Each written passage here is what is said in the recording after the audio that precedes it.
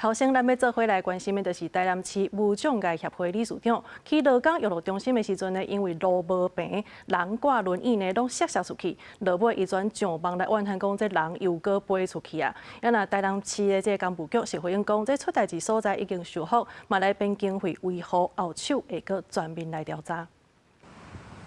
坐轮椅的人是坐伫台南永康的街路顶，定拄着路边的障碍物，有的所在个关系无平，互因真歹通行。甚至台南市无障碍协会理事长林兆坤日前去劳工育乐中心上课，就因为人行道关系无平，人脚轮椅摔倒，手后脚受伤。干部局回应，南门路劳工育乐中心边仔的人行道损害。 20已经紧急请厂商修复好势，一直在诉求说要鼓励身上朋友要多外出，可是你人行步道就不安全，会觉得说人行步道为欺是福。然后我们其实在这样的环境之下，其实我们就不想要出门。环境的一些堆放杂物，那简单来讲都是杂物啦。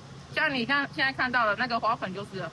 那个花盆其实都不是公有的，那其实不适合放在人行道，然后会影响我们的行走。实际上，这不是头摆发生，协会指出，正正有人因为路面关系无平，和坐轮椅的人摔到后壳不幸过身。因真无欢喜批评讲，台南市近来新铺的北安路一段的人行道态度关系无同，甚至佮踹，因若过这个所在，拢提心吊胆，踹甲要死。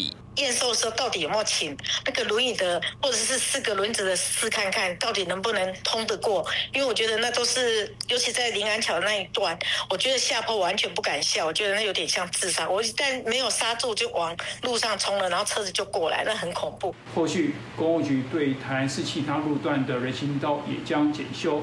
确保人行道安全。干部局讲，市府当年有编5000万来巡检修缮，会豆豆换透水装的路面，营造更较安全的用路环境。协会建议市府，路唔单单是好脚好手的人在行，嘛要顾到脚手无方便、甲塞年无车的人在行。